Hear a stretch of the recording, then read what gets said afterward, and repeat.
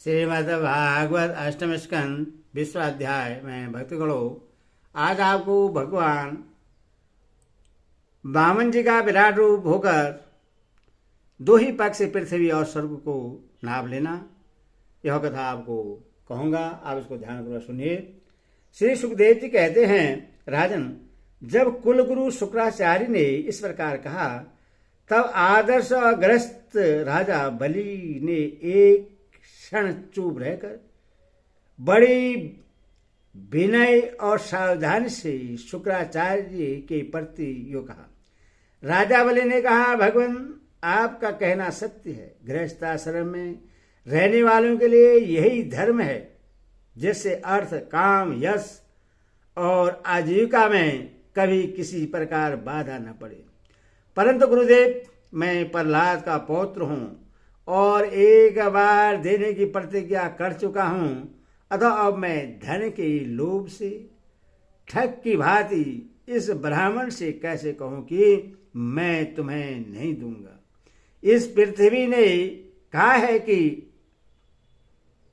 असत्य से बढ़कर कोई अधर्म नहीं है। मैं सब कुछ सहने में समर्थ हूँ, परंतु झूठे मनुष्य का भार मुझसे नहीं सहा जाता। मैं नरक से, दरिद्रता से, दुख से, समुद्र से, अपने राज्य के नाश से तथा और मृत्यु से भी उतना नहीं डरता जितना ब्राह्मण से प्रतिज्ञा करके उससे धोखा देने में डरता हूँ। इस संसार में मर जाने के बाद धन आदि जो जो वस्तुएं साथ छोड़ देती हैं, यदि उनके द्वारा दान आदि से ब्राह्मणों को भी संतुष्ट न किया जा सका, तो उनके त्याग का लाभ ही क्या रहा। दधी जी, शिवी और आदि महापुरुषों ने अपने परम प्रिय दुष्ट प्राणों का दान करके भी प्राणियों की भलाई की है। फिर पृथ्वी आदि वस्तु को देने में सोच विचार करने की क्या आवश्यकता है। ब्राह्मण, पहले युग में बड़े बड़े दैत्य राजाओं ने इस पृथ्वी का उपभोग किया है। पृथ्वी में उनका सामना करने वाला कोई नहीं था। उनके लोक और परलोक को तो काल खा गया, परंतु उनका यश अभी पृथ्वी पर ज्यों का त्यों बना हुआ है। गुरुदेव, ऐसे लोग संसार में बहुत हैं।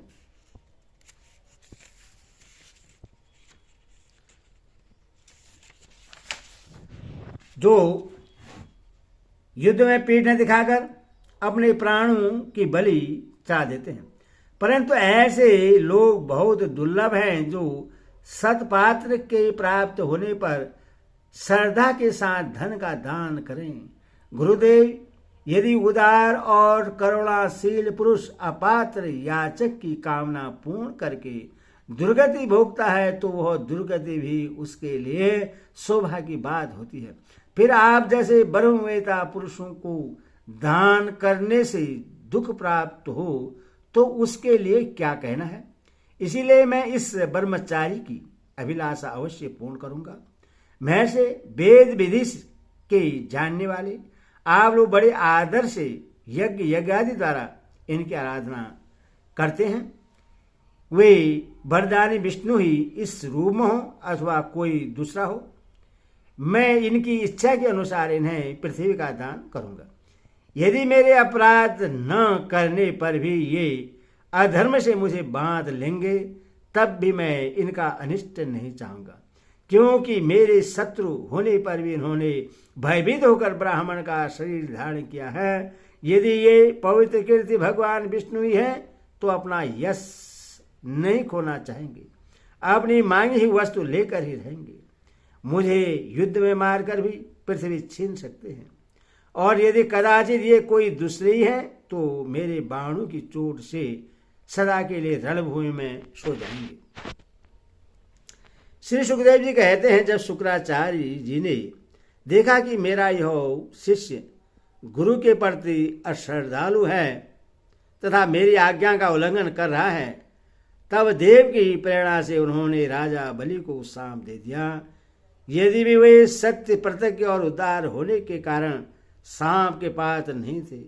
शुक्राचार्य जी ने कहा, मूर्ख, तू है तो अज्ञानी, परंतु अपने को बहुत बड़ा पंडित मानता है।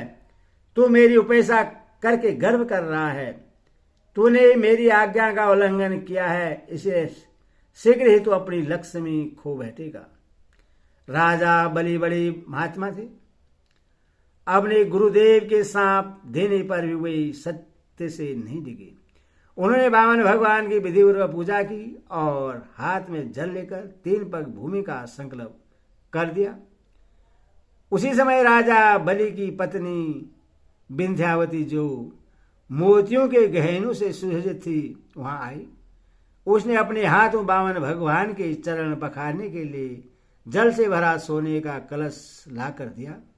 बलि ने स्वयं बड़े आनंद से उनके सुंदर सुंदर युगल चरणों को धोया और उनके चरणों का वह विश्व पावन जल अपने सिर पर चढ़ाया। उस समय आकाश में से देवता, गर्द, विद्याधर, सिद्ध, चारण सभी लोग राजा बलि के इस अलौकिक कार्य तथा सरलता की प्रशंसा करते हुए बड़े आनंद से उनके ऊपर दिव्य पुष्पों की वर्षा करने लगे। एक साथ ही हजारों दुंदुभियां बार बार बजने लगी। गर्दव, किमपुरुष और किन्नर गान करने लगे, अहो धन्य है इन उदार शिरोमणि बलि ने ऐसा काम कर दिखाया जो दूसरों के लिए अत्यंत कठिन है। देखो तो सही, इन्होंने जानबूझकर अपने शत्रु को 3 लोगों का दान कर दिया। इसी समय एक बड़ी अद्भुत घटना घट गई। अनंत भगवान का वह त्रिगुणात्मक वामन रूप बढ़ने लगा। वह यहाँ तक बढ़ा कि पृथ्वी, आकाश, दिशाएं, स्वर्ग, पैदार, समुद्र, पशु, पक्षी, मनुष्य, देवता, ऋषि सब के सब उसी में समा गए। ऋतुज, आचार्य और सदस्यों के साथ बलि ने समस्त ऐश्वर्यों के एकमात्र स्वामी भगवान के उस त्रिगुणात्मक शरीर में पंचभूत इंद्रिय, उनके विषय, अंतकरण और जीवों के साथ एक संपूर्ण त्रिगुणमय जगत देखा। राजा बलि ने विश्वरूप भगवान के चरण तल में रसातल, चरणों में पृथ्वी, पिंडलियों में पर्वत, घुटनों में पक्षी और जांघों में मरुदगण को देखा। इसी प्रकार भगवान के वस्त्रों में संध्या, गुहा स्थानों में प्रजापतिगण, जगन स्थल में अपने सहित समस्त असुरगण, नाभि में आकाश, कोख में 7 समुद्र और वह स्थल में नक्षत्र समूह देखे।